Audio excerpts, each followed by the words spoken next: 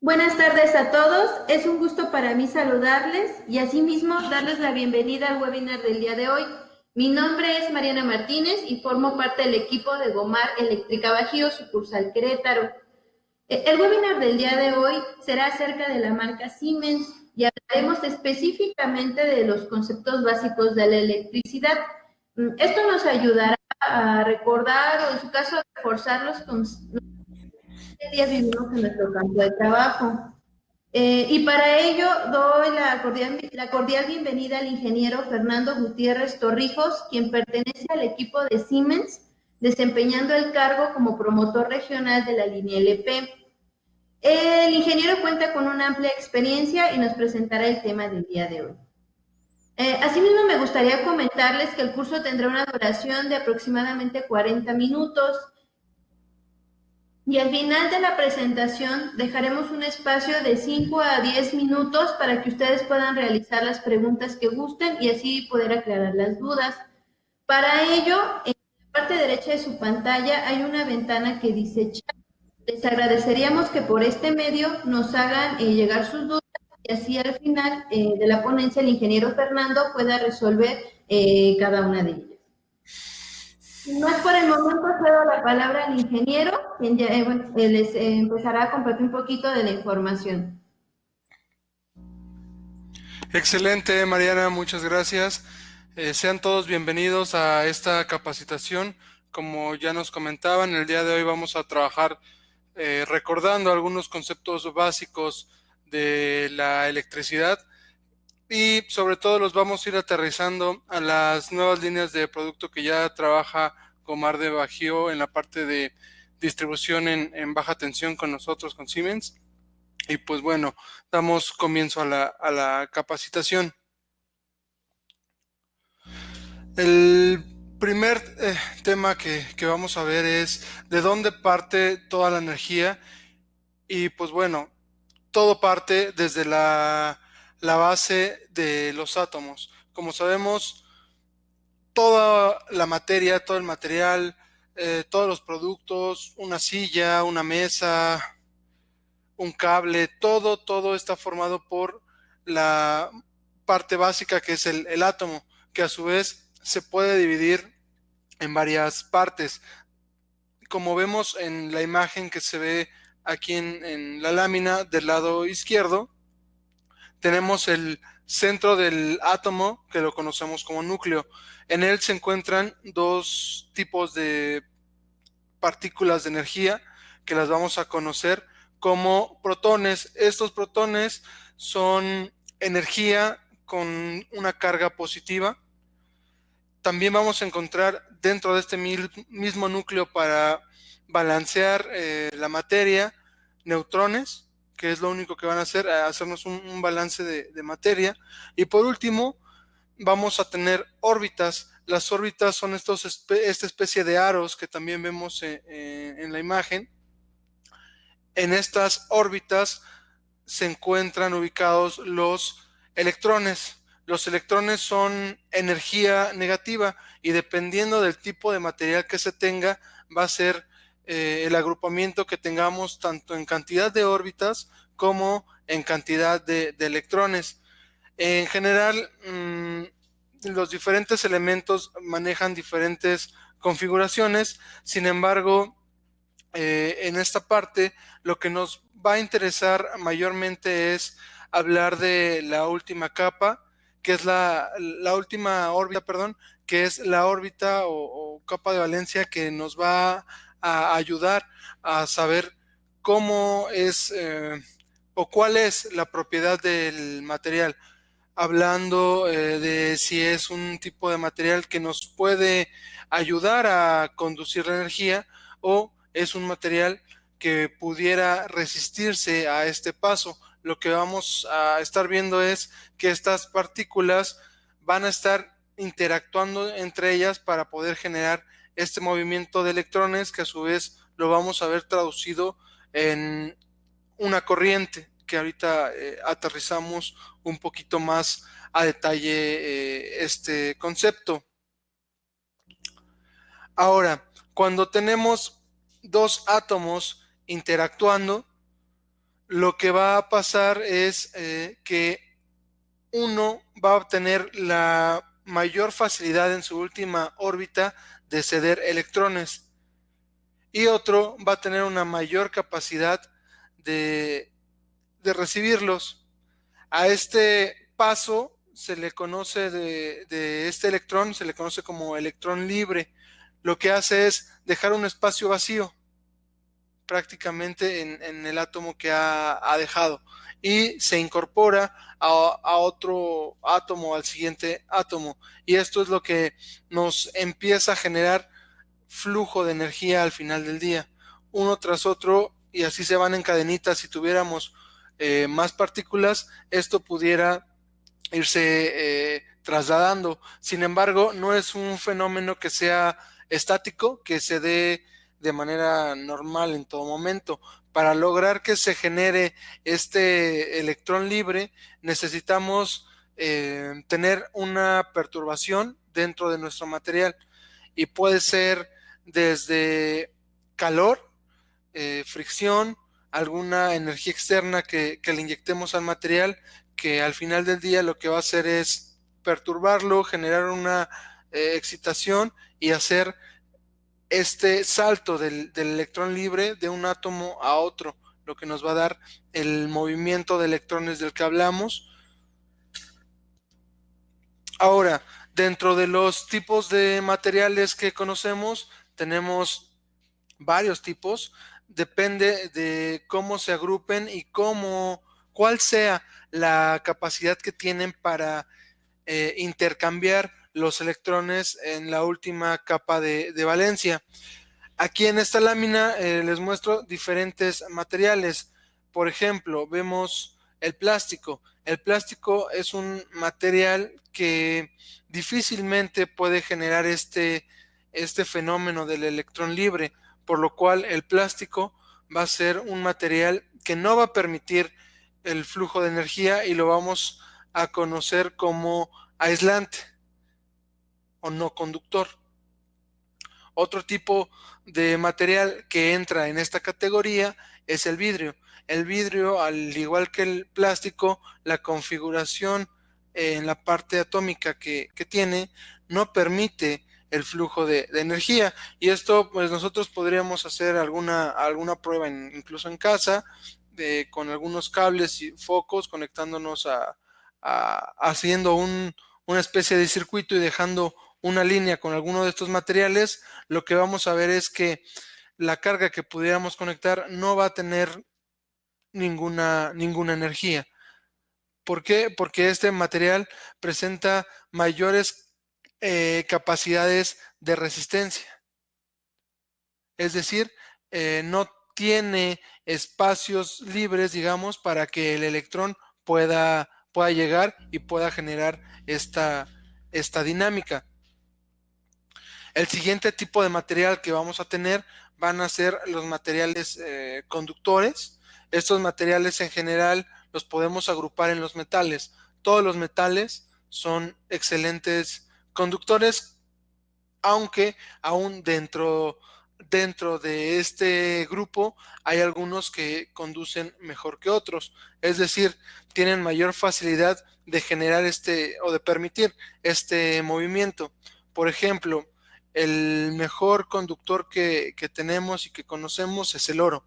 El oro es un material que por su distribución atómica de los electrones, pues facilita este flujo de energía. Sin embargo, debemos también eh, revisar y sopesar el costo-beneficio. El oro, como bien sabemos, pues es bastante caro por todos los procesos que necesita pasar para poder estar en una forma en que lo podamos utilizar. Desgraciadamente, por eso se vuelve un tanto difícil poder contar con el oro como conductor. Sin embargo, pues sí podría ser el mejor. Y digo, si la parte del cobre, que es un material más económico, muchas veces la gente lo desaparece, pues el oro sería un tanto riesgoso también estarlo utilizando.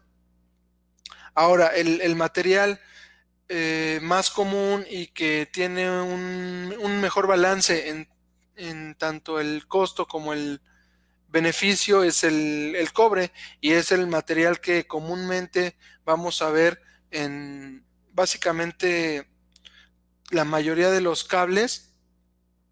Este es un material bastante adecuado para el flujo de energía. Con el recubrimiento adecuado puede llegar a durar y evitar las corrosiones. Sin embargo, hay muchas ocasiones también que el cobre ya empieza a ser un metal muy deseado en ciertos mercados, por lo cual también en los últimos años se está volteando a ver mucho también al aluminio. El aluminio también es otro de los materiales que nos representa un adecuado balance entre costo y beneficio. La única diferencia que hay, por ejemplo, entre un cableado en cobre versus un cableado en aluminio es, digamos que el grosor del material.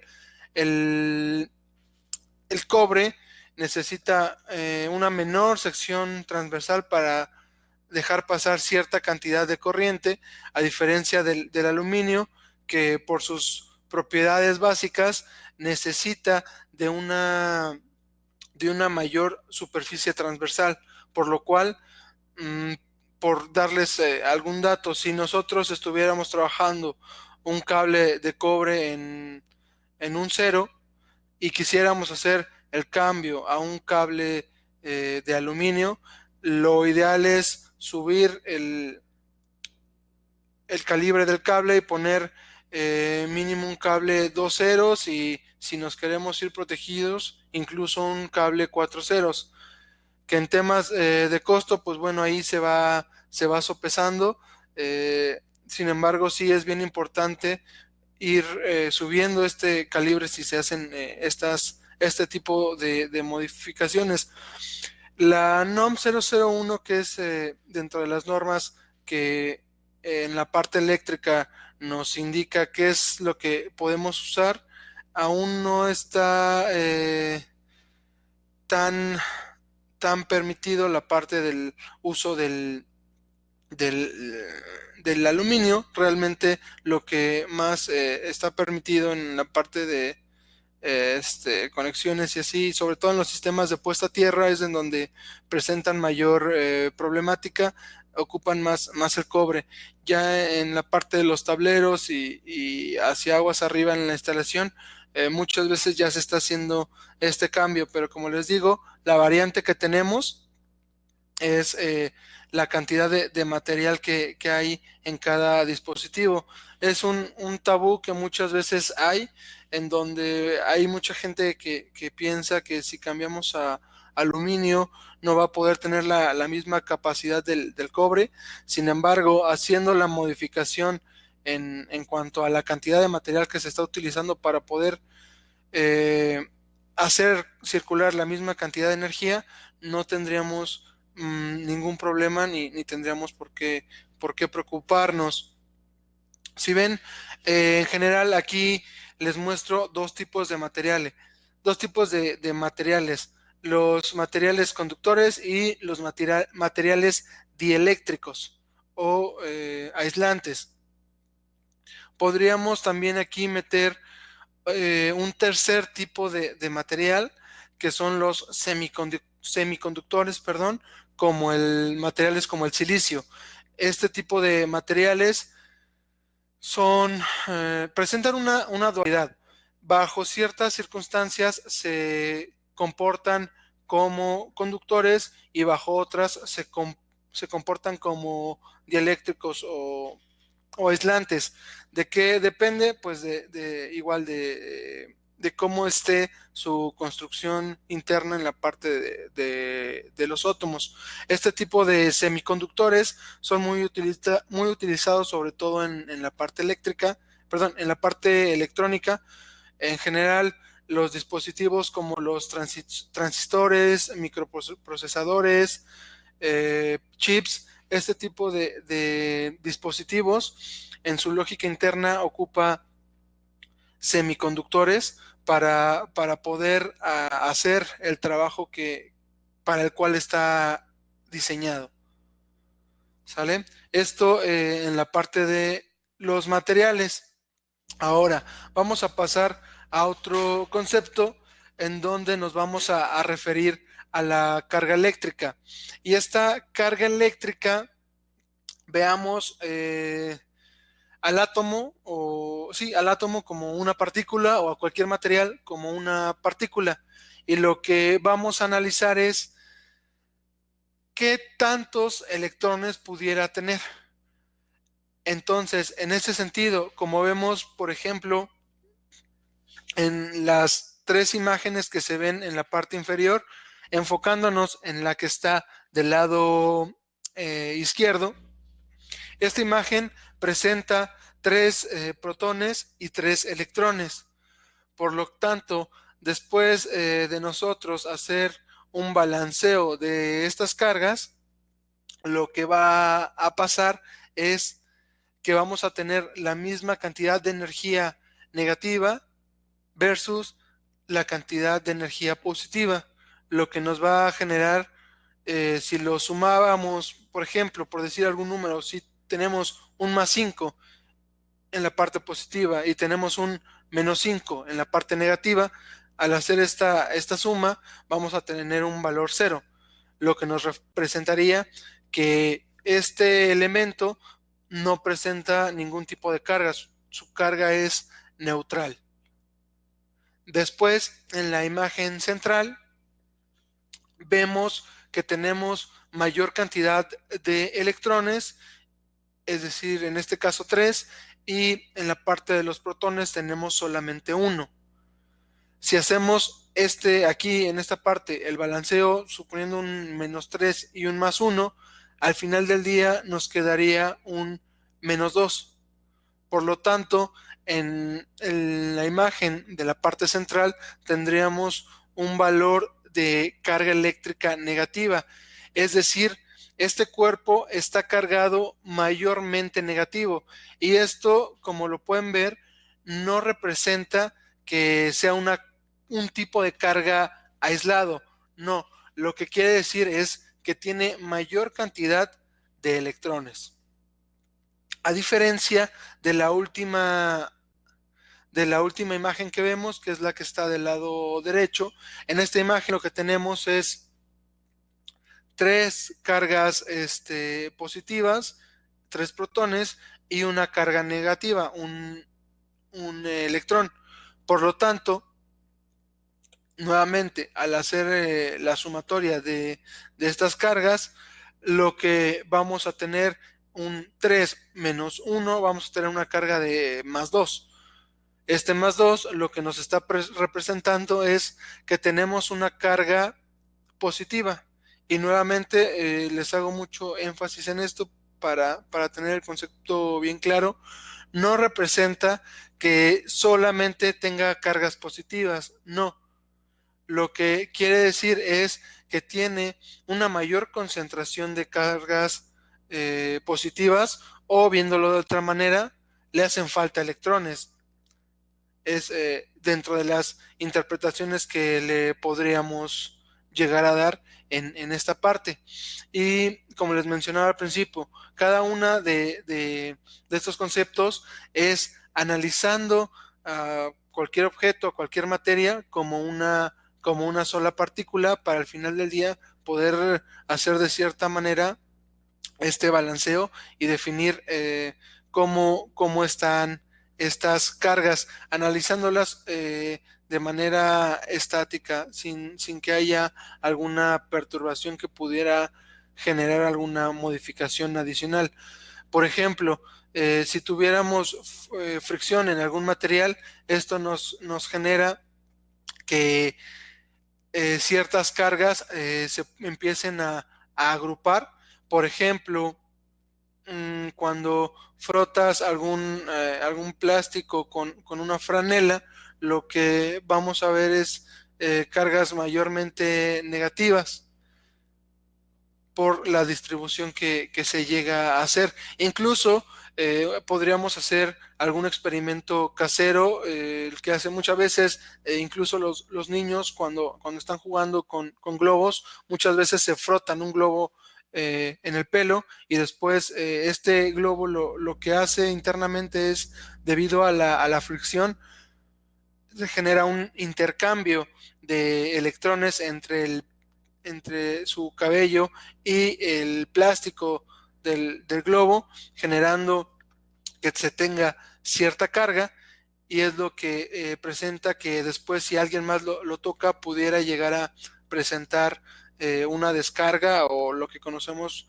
comúnmente como un pequeño toque, o incluso se presenta el fenómeno que el globo pudiera llegar a, digamos, sostenerse por sí solo en alguna pared. Sin embargo, esto es debido por la carga estática, llamémosle, que se generó por la transferencia de energía de un material a otro. Eso es lo que en sí está pasando. Una vez que ya entendemos este concepto, en donde tenemos por un lado elementos mayormente positivos y elementos mayormente negativos, podemos insertar otro concepto que se llama, primero, fuerza eléctrica. La fuerza eléctrica es cuando analizamos una carga respecto a un punto y solo la analizamos en la línea de vista directa. Es decir, solo vemos una porción de toda la interacción que pudiera tener la carga. En este sentido, entre más cerca estén los dos puntos, mayor va a ser la fuerza, la fuerza eléctrica de interacción entre ellos, ya que digamos que la fórmula general de la fuerza eléctrica es la carga de la partícula 1 o del punto 1 multiplicada por la carga de la partícula 2 y dividida entre el cuadrado de la distancia entre ellos. Entonces, debido a esto, cuando la distancia entre ellos se vuelve muy pequeña, esto nos hace que el valor al final se nos represente un valor muy grande. Y si lo pudiéramos ver de alguna otra forma, en la vida real, tenemos, por ejemplo, los imanes. Eh, es un efecto completamente diferente porque es un efecto magnético. Sin embargo, es una forma en la que nosotros pudiéramos ver esta relación o esta importancia de la distancia en la fuerza eléctrica o la fuerza magnética. Cuando tenemos imanes, por ejemplo, de polos opuestos sobre todo, y los tratamos de unir, lo que va a pasar es que vamos a generar o se va a generar cierta fuerza, y estos polos se atraen, y lo que va a pasar es que nos aceleran y se unen rápidamente. Cuando tenemos, por ejemplo, dos polos iguales, es decir, no sé, dos positivos, y también los tratamos de unir, estos polos lo que van a hacer es tratar de separarse, es decir, la fuerza que se ejerce entre ellos tratan de separarse. Sin embargo, ahí es donde más nos damos cuenta que entre más cerca estén, esta fuerza aumenta en gran medida, y de tal manera que es casi imposible hacer que se junten. Ahora, extendiendo el concepto de la fuerza eléctrica, ya observando cómo se interactúa y pueden llegar a interactuar partículas ya en el espacio, en un espacio tridimensional. Lo que pasa con la fuerza eléctrica es que ahora analizamos esta fuerza, pero en todas las direcciones. Al final del día lo que hacemos es una especie de sumatoria para analizar cómo es que está interactuando cada una de las fuerzas eléctricas de este elemento con el espacio. En otras palabras, si vemos estas imágenes que les presento, la fuerza eléctrica estaría representada por cada una de las flechitas, mientras que hablando del campo eléctrico, nos referimos a todas las flechas en su conjunto. Ahora, tanto la fuerza eléctrica como el campo eléctrico manejan cierta dirección o sentido. Esta va a depender del tipo de carga que tengamos. Cuando tenemos una carga positiva, las líneas de fuerza eléctrica y en general todo el campo eléctrico, lo que vamos a ver es que salen del elemento, como se ve en la imagen de la izquierda. A diferencia de las cargas negativas, que la podemos ver del lado derecho. Ahí las líneas de fuerza eléctrica y en general todo el campo eléctrico vemos que llegan hacia el elemento, en este caso el signo negativo. Y esta dirección es muy importante porque es la razón de ser de por qué, por ejemplo, en los imanes, regresando al ejemplo que les mostraba, por qué se atraen o por qué se repelen o se rechazan. No es magia, no es obra divina. Lo que está pasando, como vamos a ver a continuación, es que cuando acercamos dos cargas, las líneas del campo eléctrico de cada una van a interactuar. En el caso, cuando tenemos cargas de signos opuestos, lo que va a pasar es que las líneas del campo eléctrico se van a complementar. Es decir, veíamos que en la carga positiva las líneas de campo eléctrico salían del elemento, mientras que en las líneas del campo eléctrico de la parte negativa entraban al elemento. Por lo tanto, como vemos en la imagen de la izquierda, se están complementando. Es decir, se cierra una especie de ciclo, por lo tanto, lo que hacen es jalarse. Se jalan entre ellas y nuevamente, regresando al ejemplo del imán, cuando tenemos dos polos opuestos, lo que van a hacer estos polos es buscar atraerse. Y es por esto, por esas líneas de campo que se complementan y se enlazan. Básicamente es lo que pasa. A diferencia de la imagen de la derecha, en donde presentamos líneas del campo eléctrico iguales. Lo que pasa en este punto es que estas líneas del campo eléctrico chocan. Como pueden ver en la parte central de esa imagen, al chocar toman un sentido completamente diferente.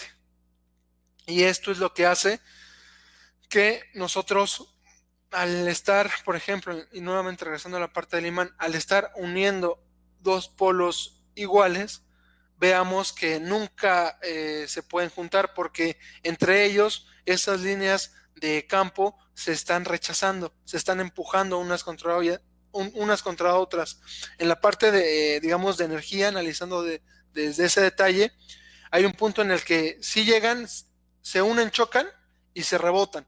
Eso es lo que está pasando y es lo que decimos cuando las cargas se repelen. Es la forma común o tradicional de manejarlo. Una vez que entendemos todos estos conceptos, podemos pasar allá a conceptos un poquito más puros de la electricidad.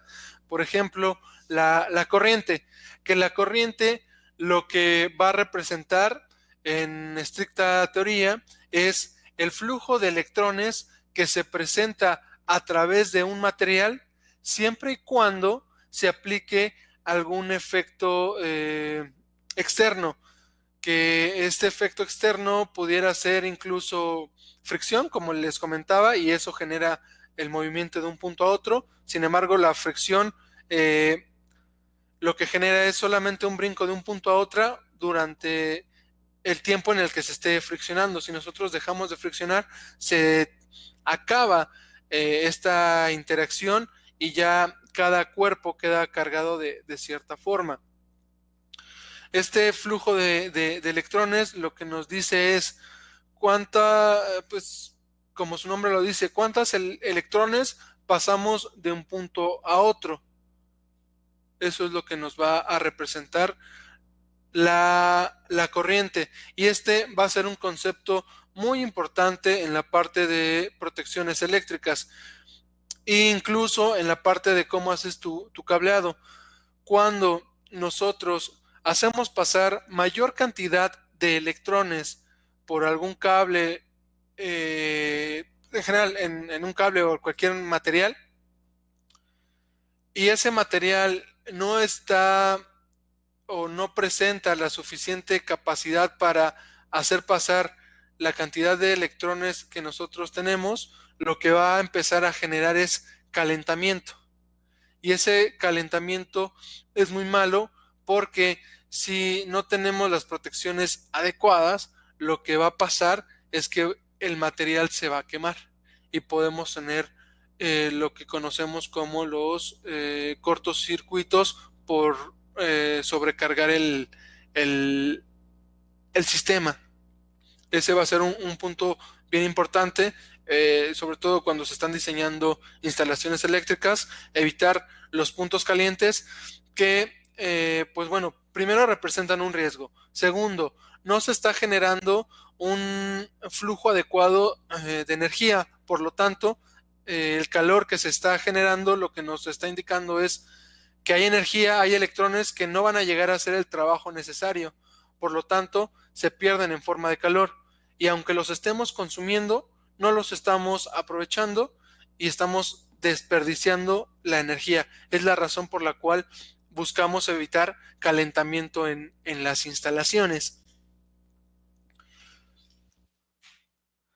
Ahora pasamos a otro concepto que es la diferencia de potencial y de esta va a surgir también una teoría o una ley más bien, es la ley de Ohm, que ahorita la vamos a platicar. Empezamos con la diferencia de potencial. ¿Qué es la diferencia de potencial? Básicamente se refiere a estoy observando dos puntos y un punto tiene un potencial energético alto y el otro tiene un potencial energético bajo. En el momento en el que yo los reviso, lo que veo es esta diferencia de potencial entre ellos. Tradicionalmente, como lo conocemos, o comúnmente como lo conocemos, es como voltaje o tensión, pero lo que estamos haciendo realmente es hacer una diferencia o observar la diferencia que existe en cuanto a energía entre un punto y otro. Un punto siempre va a tener mayor energía que otro. De lo contrario, si no tienen diferentes niveles energéticos, no podríamos observar esta diferencia de potencial. O también es conocido como FEM o fuerza electromotriz. Lo que genera esta diferencia de potencial es el flujo de electrones.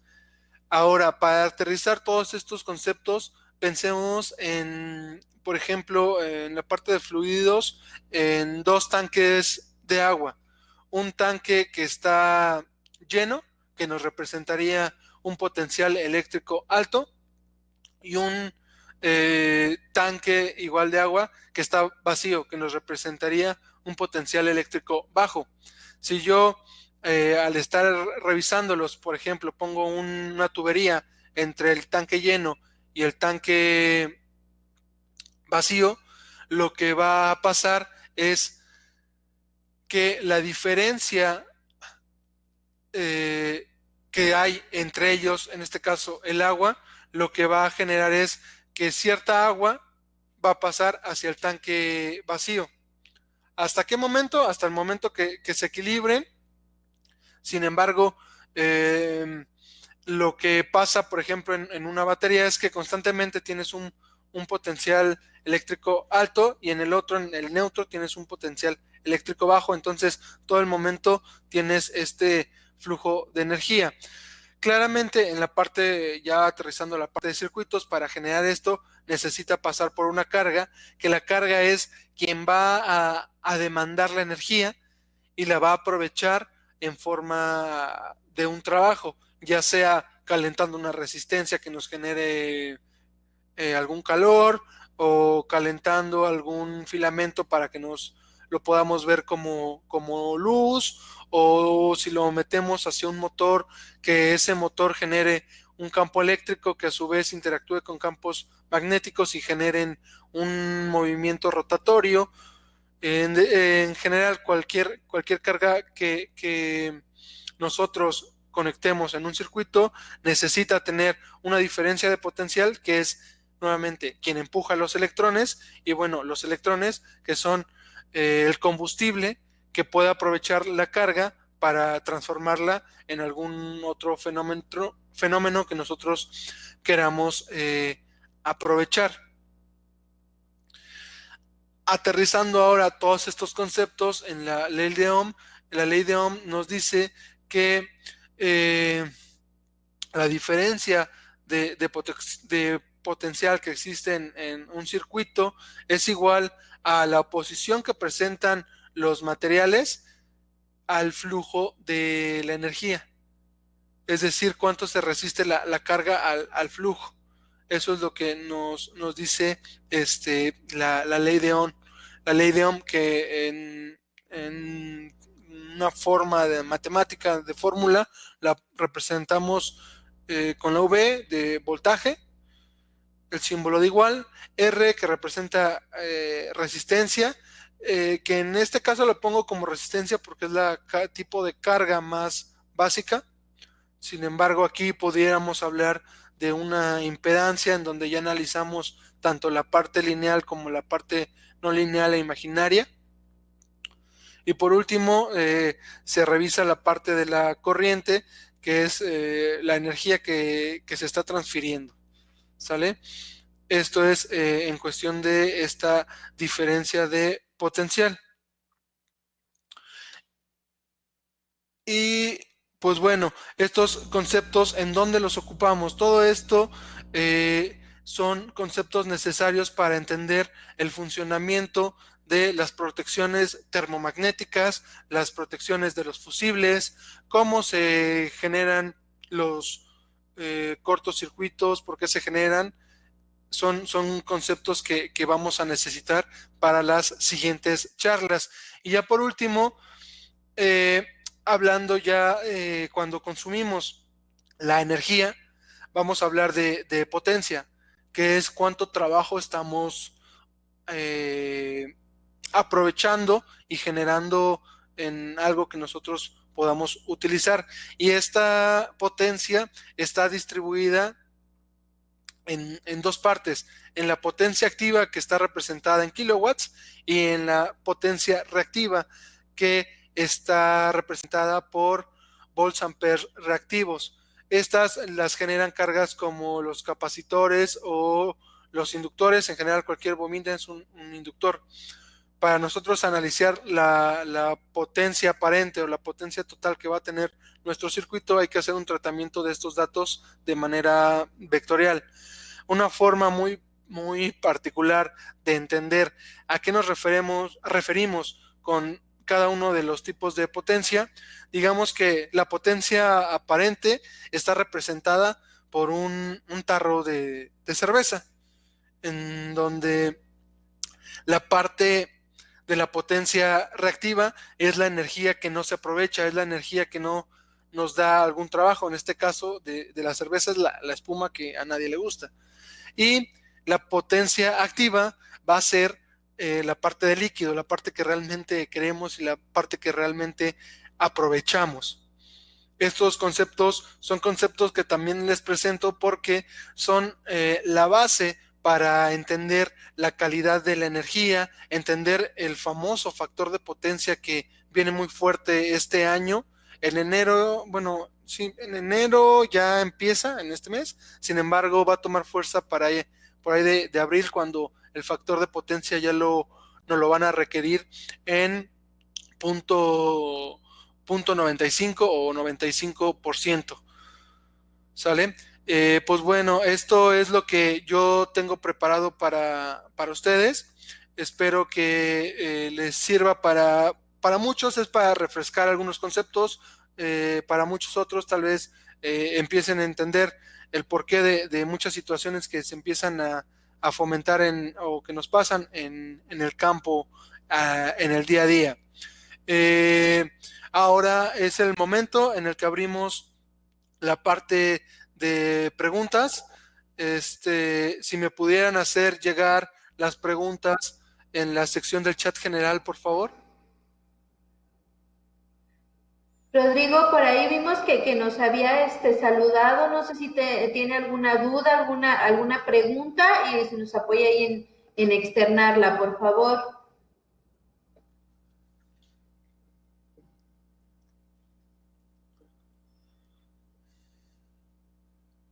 Igual aprovechando el momento, igual les comento,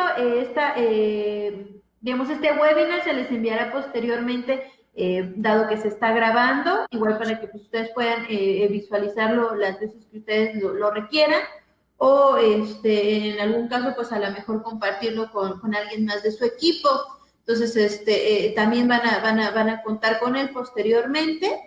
Y bueno, en este momento está abierta la dinámica para resolver las dudas. Les agradeceremos bueno, por medio del chat nos las hagan llegar. Cualquier pregunta, cualquier comentario que tengan, ahí lo pueden plasmar. Este es el momento.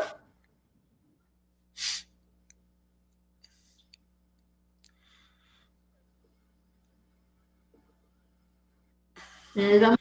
Y bueno, mientras se animan a preguntar, pues bueno, todos estos conceptos, como les comentaba, pues bueno, van a ir aterrizados a la parte de la implementación de las protecciones, de cómo hacer la distribución correcta para generar un correcto aprovechamiento de energía, evitar desperdicios, evitar que tengamos bajos factores de potencia, evitar algunas otras perturbaciones como los armónicos y pues bueno, todas estas protecciones que trabajamos en Siemens como son interruptores termomagnéticos, interruptores electromagnéticos, tableros de distribución, subestaciones, bancos de capacitores, filtros de armónicos. Todas estas soluciones las pueden buscar con nuestros amigos de Gomar. Ellos ya están muy capacitados para poder ofrecerles una solución. Y pues bueno, estamos a la orden y seguimos por aquí esperando si tienen dudas o preguntas. Sí. Les damos unos 2 minutitos por si tienen alguna duda. Ahí está el chat abierto para ustedes.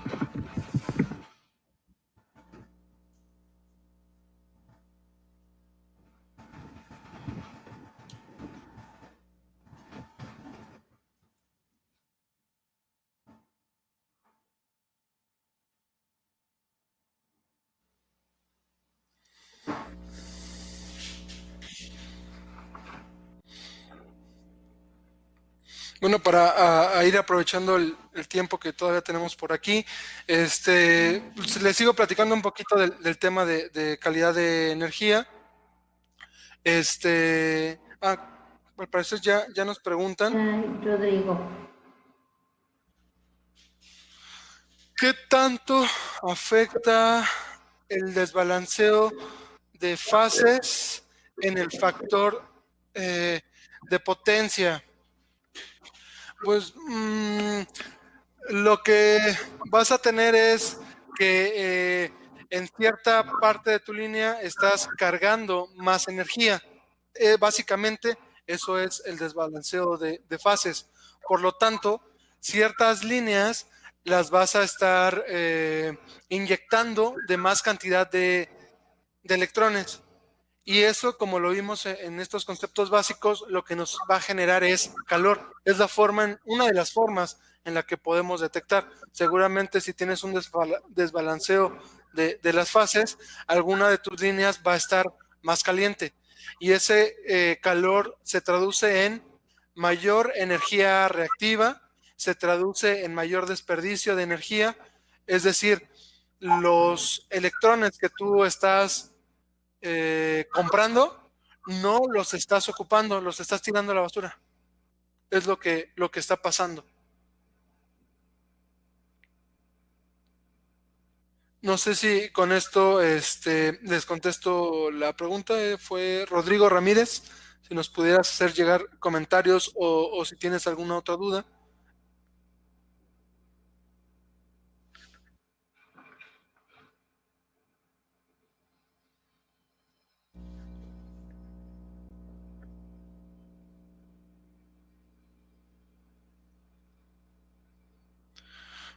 Bueno, entonces, mientras yo sigo hablando de la calidad de la energía, si nosotros viéramos la calidad de la energía como una pirámide en donde cada eslabón es un elemento que nosotros pudiéramos revisar en nuestra instalación eléctrica para poder tener las protecciones adecuadas y poder aprovechar la energía de manera eficiente, en la base se encuentra tanto la parte de las conexiones eléctricas, los tableros que ocupamos para la distribución y los sistemas de puesta a tierra. Esa sería nuestra base. Si tenemos bien estos puntos, vamos bien.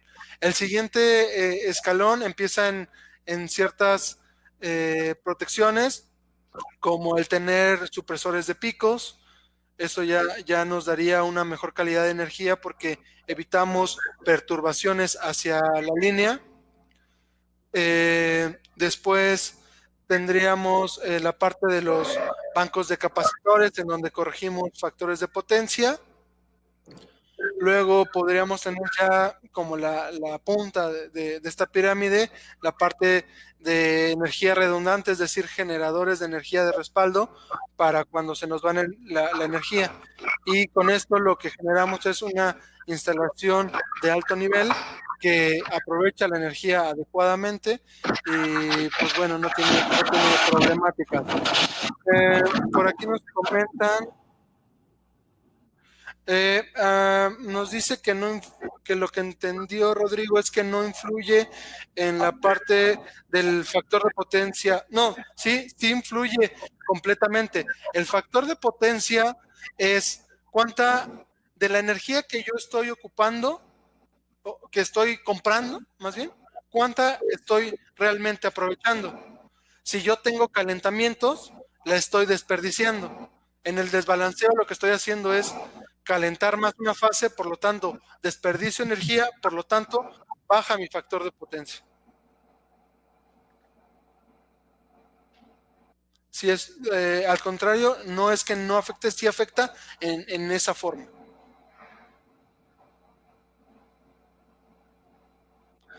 Claro, hay cierto tipo de cargas en instalación eléctrica que suman más a que el factor de potencia esté bajo.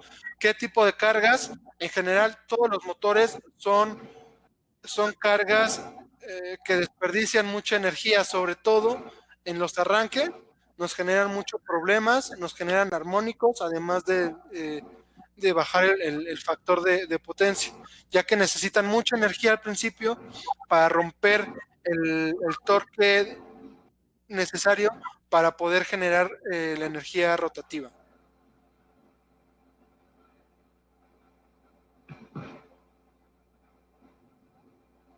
Bueno, muy bien, creo que no hay más preguntas. Rodrigo, esperamos que haya quedado resuelta la duda. Si no, de cualquier forma, pues aquí estamos a la orden, tanto el ingeniero Fernando como todo el equipo de Gomar, para poder aclarar posteriores dudas. Bueno, damos por terminado el webinar del día de hoy, agradeciendo al ingeniero Fernando por habernos presentado este tema muy interesante y, bueno, claro, a todos ustedes por la atención prestada. También en la presentación podrán visualizar los datos del ingeniero Fernando y de igual forma el licenciado Ricardo González, quien es gerente de la sucursal de Gomar aquí en Querétaro. Ellos con gusto están a sus órdenes para igual apoyarlos con cualquier duda junto con todo el equipo y bueno, con todo gusto y confianza pueden ponerse en contacto también con ellos. Bueno, pues ya damos por terminado el webinar. Muchas gracias, ingeniero. Muchas gracias. Hasta luego. Con agrado me Hasta les recuerdo que mi nombre es Mariana Martínez y estoy representando al equipo de Gomar Eléctrica. Y bueno, nos vemos en la siguiente. Hasta luego. Bonita tarde. Gracias. Hasta la próxima.